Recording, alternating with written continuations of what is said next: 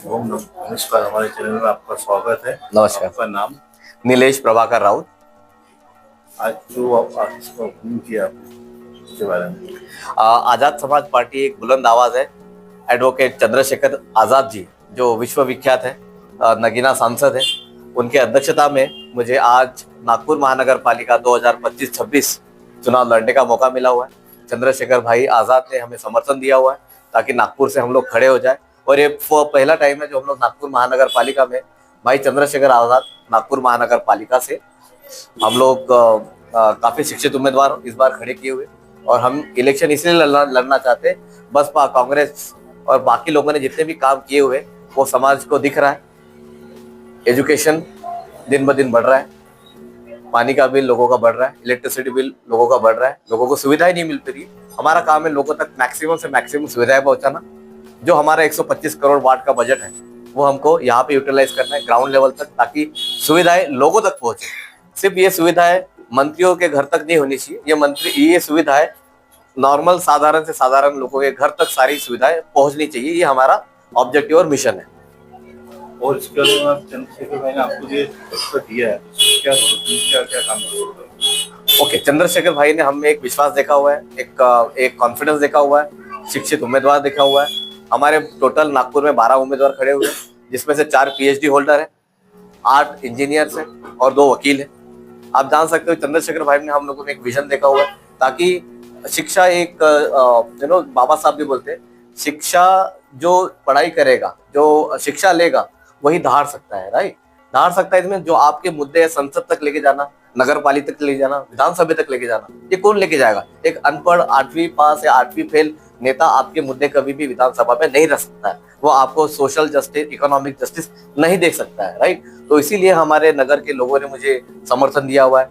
आप देख सकते हैं, समर्थन देना और वोट में परिवर्तन करना ये थोड़ा जमीन आसमान का फर्क है। हाँ, अगर आप खड़े भी होते हो, राइट, तो आप मैं युवाओं से कहना चाहूंगा कि आप एटलीस्ट स्टार्ट करिए अपना करियर, चुनाव में खड़े होइए, जीत हार लगी रहेगी, बट आपको खड़े रहना है। चंद्रशेखर भाई ने हमको एक आश्वासन दिया हुआ कि आप खड़े होइए, है ना, लड़िए।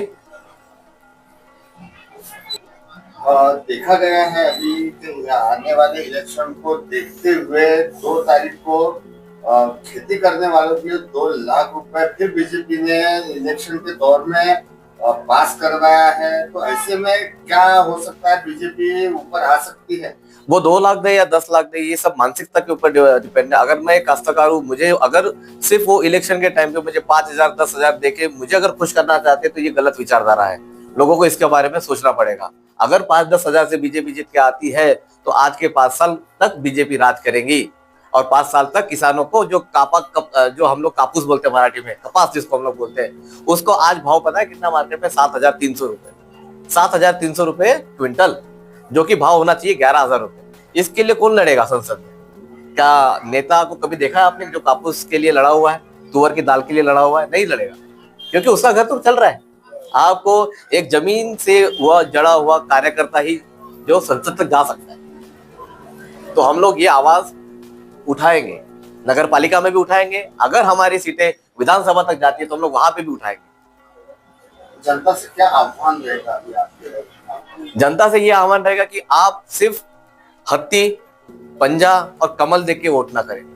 ये स्थानिक चुनाव है, आपको पता है स्थानिक चुनाव ये कैंडिडेट को देख के दिया जा सकता है कि वो 5 साल में क्या करेगा।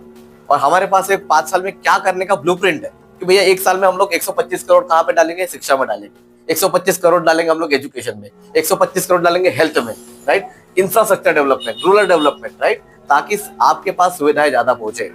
आज 151 नगर सेवक खड़े, 151 नगर सेवक को मेरा चैलेंज है कि उनको उनके पास नेक्स्ट 5 साल का ब्लूप्रिंट मुझे दिखाइए। अगर वो आज दावा करते कि उनके पास ब्लूप्रिंट रेडी है तो मैं मेरा उम्मीदवारी वापस लेऊंगा। नेक्स्ट 5 साल का विजन है, क्या करना है, रोड मैप क्लियर है। चंद्रशेखर भाई ने हम पे विश्वास इसलिए किया हुआ क्योंकि हम लोग विजनिस्टिक है। 5 साल का विजन, 5 साल में क्या करना है वो हम लोग अभी बता सकते हैं।